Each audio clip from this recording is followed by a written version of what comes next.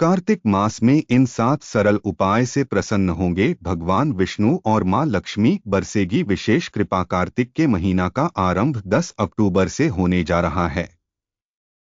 कार्तिक का महीने बहुत ही पुण्य कमाने वाला महीना है।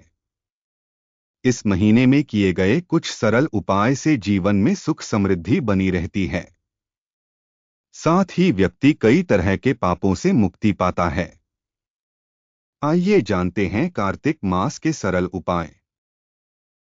कार्तिक मास भगवान विष्णु और मां लक्ष्मी को समर्पित है। इस महीने में भगवान विष्णु और मां लक्ष्मी की विशेष पूजा की जाती है। कार्तिक मास पुण्य मास है। कथाओं के अनुसार कार्तिक मास में नियम का पालन करने से एक विधवा महिला देवी रुक्मिणी हुई थी और उन्हें देवी लक्ष्मी का स्थान प्राप्त हुआ था। कार्तिक मास का शास्त्रों में जो वर्णन है उसका गुणगान ही नहीं किया जा सकता है। इस महीने में भगवान विष्णु मत्स्य रूप में जल में वास करते हैं, जबकि उनका वामन अवतार पाताल में निवास करता है। इसलिए गंगा तट पर लोग कल्पवास भी करते हैं। कहते हैं जो कल्पवास करते हैं उन्हें पुनर्जन्म में नहीं फंसते हैं। बता दें कि इस साल कार्तिक मास का आरंभ 10 अक्टूबर से हो रहा है।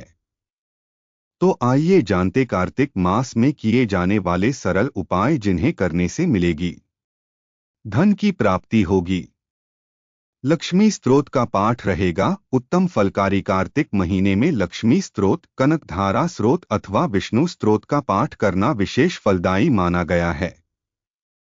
ऐसा करने से देह त्याग के बाद उत्तम लोक में स्थान मिलता है और जब तक धरती पर रहते हैं समृद्धि और सुख प्राप्त होता है। कार्तिक नियमों का पालन करने वाले पुनर्जन्म लेते हैं तो उन्हें उत्तम कुल परिवार में स्थान मिलता है और सुख में जीवन जीते हैं। तुलसी में दूध मिलाकर दें जल। कार्तिक मास में सुबह शाम तुलसी की जड़ में जल में दूध मिलाकर देना चाहिए और उसके आसपास सफाई करनी चाहिए। सुबह शाम घी का दीपक जलाएं। भगवान विष्णु को जो भी भोग लगाएं उसमें तुलसी का पत्ता जरूर रखें। इसके बिना भगवान विष्णु भोग स्वीकार नहीं करते हैं।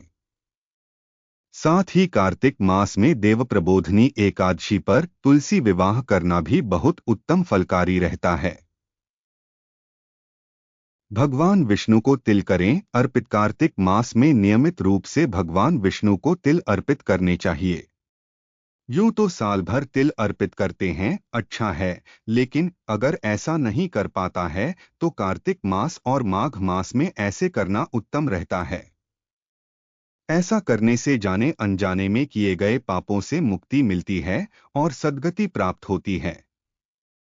तुलसी की मिट्टी से करें ये उपाय। कार्तिक मास में नियमित रूप से जब भी तुलसी में जल देते हैं या उसकी पूजा करते हैं तो तुलसी की मिट्टी लेकर उसका तिलक करने से मनुष्य के सभी पाप क्षय हो जाते हैं और विवेक और बुद्धि का विकास होता है। कार्तिक मास में दान करें अन्न। कार्तिक मास में अन्न और वस्त्र का दान करना अति उत्तम माना जाता है।